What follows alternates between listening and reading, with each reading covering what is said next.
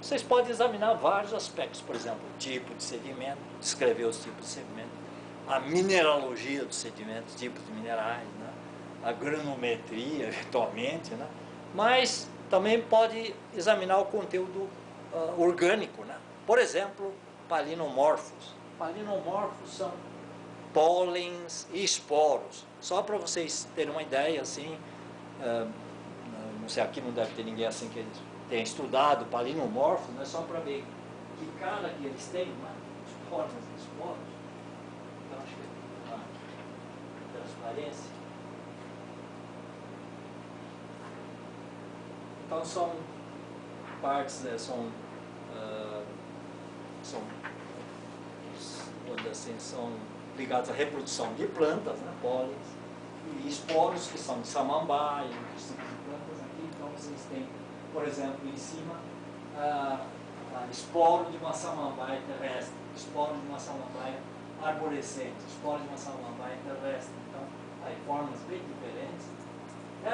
Esse pólen, por exemplo, que, assim, meio sem graça, assim, não vamos dizer assim, é um pólen de uma árvore bonita, né? A árvore, quer dizer, é o pinheiro do Paraná, né? Araucária ambicifora. Bom, aqui vocês têm dipodocarpos, que é uma conífera também, não é? E vocês têm, então, aqui os vários tipos. E aqui eu pedi também para pôr um nome popular, né? Certo? Embaixo, então, quando está assim, copaífera, copaíba, né? Ou pólen de raiz de bulbo, é o vitimélia, bom, enfim, então esses são os aspectos assim de pólens e esporos. Então, hoje em dia nós temos muita gente, inclusive lá em Guarulhos mesmo, no curso de pós-graduação, que geralmente as pessoas que acabam trabalhando com palinomorfos aí, que se dedicam a esse estudo mesmo, geralmente acabam sendo biólogos, né? Pessoal formado em biologia. Mas nem sempre, porque eu mesmo acabei orientando aqui no Instituto de Geociências, apareceu uma pessoa formada em Geografia na UFRJ, que é a Kátia. A Kátia estava, aliás, vai ser a que vai organizar, acho que o próximo congresso lá da ABECO, lá, que ela, não sei se vai organizar em Búzios ou em Cabo Frio, lá, não é? Bom, que vai ser ótimo, né? Que o lugar é muito bonito lá, né? Tanto Cabo Frio como Búzios, né? E vai ser no ano que vem, não é? Mas a Kátia apareceu aí, eu queria fazer um mestrado. Aí ela disse que, eu queria trabalhar com foraminífero. Eu falei, olha, Kátia, eu não trabalho com foraminífero. Não, mas eu queria que o senhor me orientasse. Eu falei, tudo bem, então vamos orientar. Eu oriento você na dissertação e tal, de mestrado, né? E você, na hora de você identificar os foraminíferos, você vai com um especialista disso daí. Quer dizer, tem lá no oceanográfico, aí no instituto, naquela época já tinha lá o Petri, que o Petri foi meu chefe até, ele que me chamou para vir trabalhar aí, né? Eu estou completando 14 anos que está aposentado e estou aí, né? E o Petri esse ano vai fazer 88 anos e está 24 anos aposentado. 24 anos. Eu sei porque eu fiquei 10 anos como titular, depois que ele saiu eu entrei no lugar dele, né? Então nunca vou me esquecer. Eu estou 14 anos aposentado e está 24 anos aposentado. Mas o Petri, também, uma das especialidades dele era foraminífero, ele estudava desde o tempo, antes da criação da Petrobras, né? A Petrobras acho que foi criada em 54, e ele deve ter trabalhado em 49, 50 por aí, lá em Belém, trabalhando com foraminíferos do Mioceno lá, do estado do Pará, lá, né? Então ele tem bastante experiência em foraminífero. Bom, de qualquer maneira, ela fez mestrado comigo em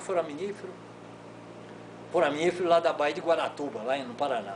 E depois, ela falou, eu queria fazer doutorado também. Eu falei, não, então vai com especialista. Não, tu queria fazer com o senhor. Eu falei, tudo bem, então agora eu vou orientar um doutorado aí, né?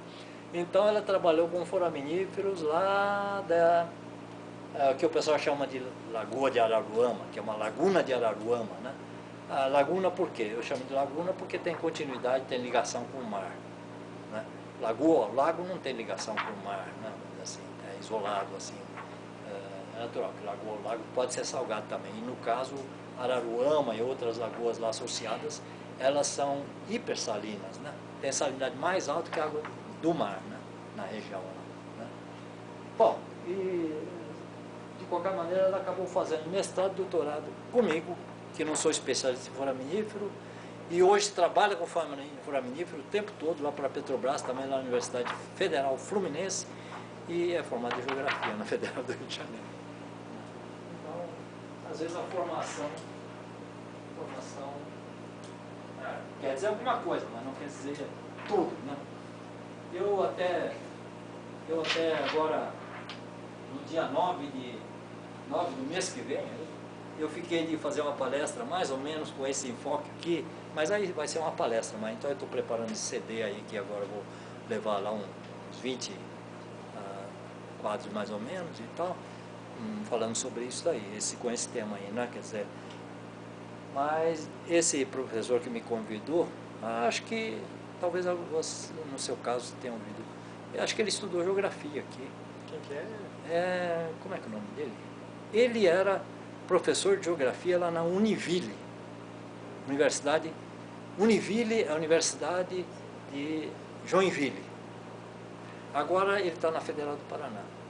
Então ele falou, olha, porque eu estive uma vez lá em Univille para dar um curso, né? Ele falou, olha, será que esse livro aí que o senhor traduziu, até o senhor podia me falar sobre isso?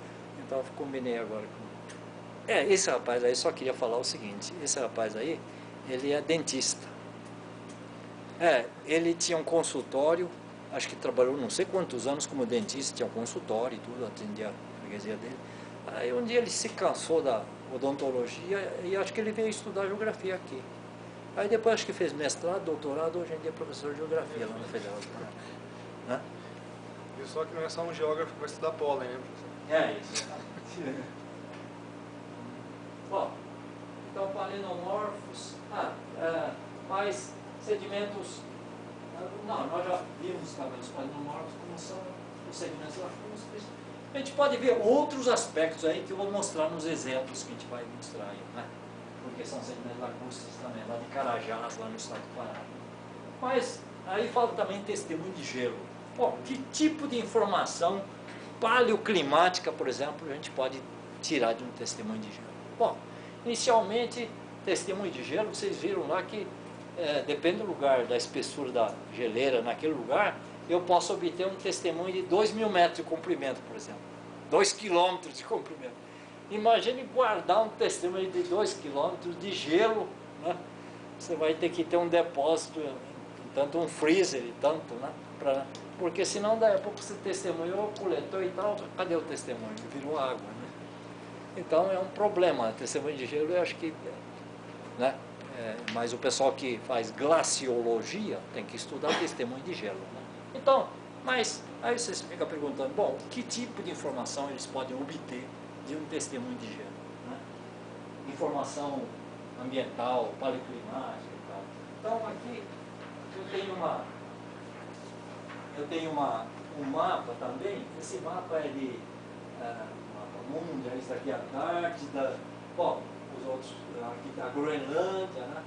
Bom, a Antártida e a Groenlândia estão ressaltados aí porque são os lugares onde tem mais gelo hoje em dia, né?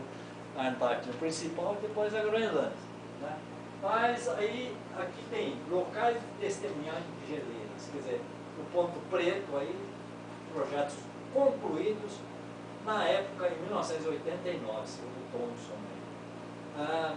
Projetos propostos, a bolinha vazia, né? E depois projetos sugeridos, esses que tem a estrela. Então, isso daí era a situação. Então, tem sido feitos vários furos, assim, no gelo. Né? Talvez vocês tenham ouvido falar, por exemplo, num dado que tem sido muito divulgado por aí, que os russos obtiveram, então chama-se Vostok. Né? Então, o testemunho lá de Vostok, não sei se a base deles também chama-se Vostok. Né? Então, bom, então o que eles obtêm, como é que obtêm? Né? Geralmente eles trabalham com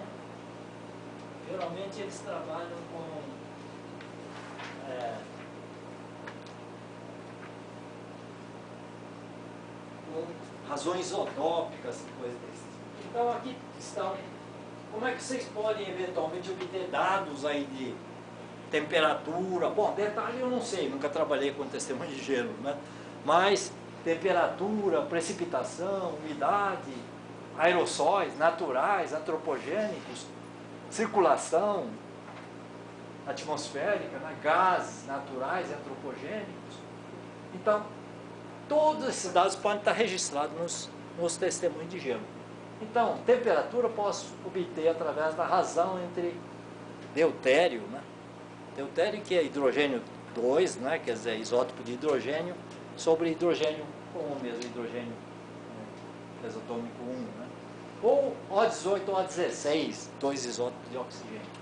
Bom, precipitação, B sobre H, O18 ou O16, ou berílio 10. Berílio 10. Berílio 10 é um isótopo do elemento químico chamado berílio. Inclusive, esse berílio 10 é um isótopo radiogênico. Quer dizer, é um isótopo originado por bombardeamento por raios cósmicos na superfície da Terra. Forma-se nos solos, aqui forma-se no gelo e tal, né? E, naturalmente, como é radioativo, ele tem uma meia-vida, aquela coisa toda desintegra, né? Bom, aí você pode, nos aerossóis, você pode medir vários daqueles cátions e ânions. E, bom, partículas em circulação atmosférica, que pode ficar, sei lá, essa partícula pode cair em cima do gelo, aí vem novas camadas de neve e tal, e fica lá, né, preservado.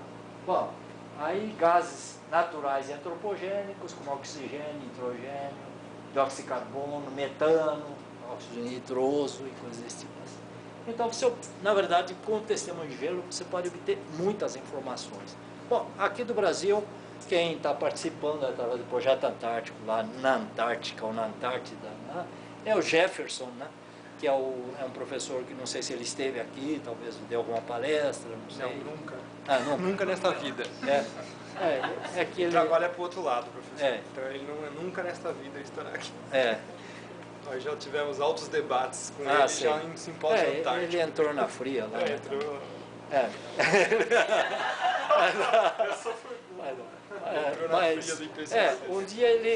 Um dia chegou para mim e falou assim, olha, eu acho que sou o único glaciologista do Brasil. Não, de fato você é. Não, porque acho que ele se formou na Unicinos em geologia, né? E depois aí ele passou uns 4, 5 anos lá na Cambridge, que eu conheço inclusive o British Antarctic Survey, né? Sim, eu né? Lá em Cambridge, né? Então ele fez doutorado lá em Cambridge. Eu estive lá em Cambridge também, inclusive Cambridge tem também o Trinity College, que é o grande orgulho do pessoal de Trinity College. Sabe o que eles falam? Aqui em Trinity College estudaram Isaac Newton e Lord Byron. Bom, e aqui tem aquelas torres lá, tudo em estilo gótico, assim, né? Porque nessa época, eu acho que foi em 77, fiquei 2 meses lá na Inglaterra, então andei um pouco por esses lugares aí, né? Mas foi interessante. Até o pessoal diz que o inglês é frio, assim e tal, mas até que tive até sorte nesse negócio também, porque um dia eu falei assim, eu estou querendo ir para, eu estava em Cambridge, falei, eu quero ir para norte. Ele falou, o fulano de tal está indo para o norte. Eu falei, você me dá uma carona aí, estou precisando ir para norte, vou ficar na universidade. Bom, eu trabalho lá em norte, porque lá em East tem a Escola de Ciências Ambientais, então eu fiquei um tempo lá, né? Aí sabe que ele falou assim, hoje à noite você já tem alojamento lá na universidade? Eu falei, não, acho que alojamento é a partir de amanhã. Então eu falei, não, então fica aqui em casa. Aí fiquei no sótão da casa dele. Aí depois ele tinha 2 filhas, a gente saiu para... porque todo inglês, assim que se preza, eles têm uma plantação de batatinha no fundo do quintal. Assim. Então arranca a batatinha.